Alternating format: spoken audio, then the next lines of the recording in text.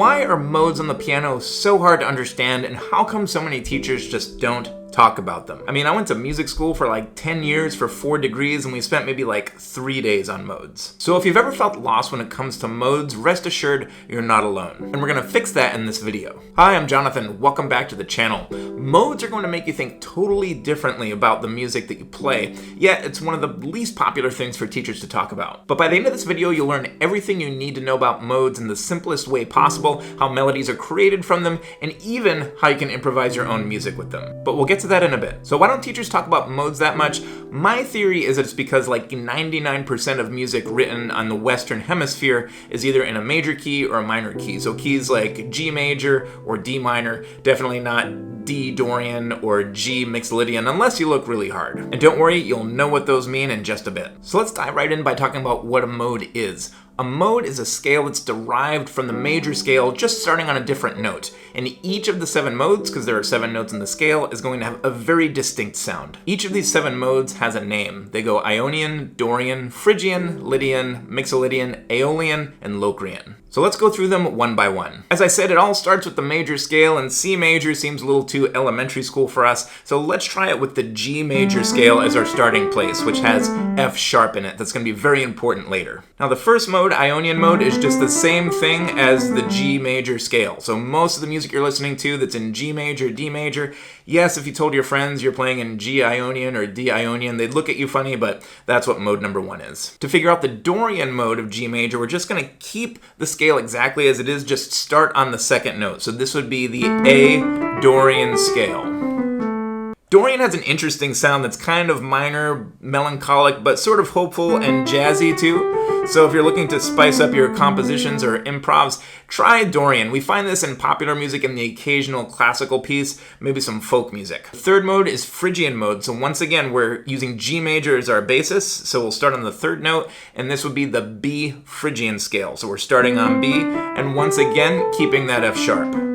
Because the Phrygian mode starts on a half step, it has a very exotic sound, almost like we're expecting Zorro to come out or something. The fourth mode is Lydian mode, so again, G major is our basis, so we're starting on the fourth note of that, C, but keeping that F sharp.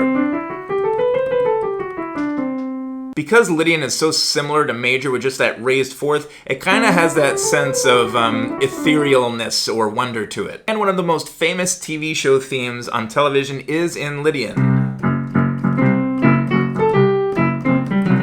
Or if you're old enough to remember what the Jetsons were, do you feel like you're starting to get the hang of modes yet? Let's continue with Mixolydian. That's the 5th mode, so we'll keep our G major, just start on the 5th note. And this one's very similar to a major scale, but the 7th note's flattened, so it gives kind of a jazzy sound to it, especially since it kind of outlines the dominant 7th chord of a key. 6th mode, starting on the 6th note of G major, keeping the F sharp.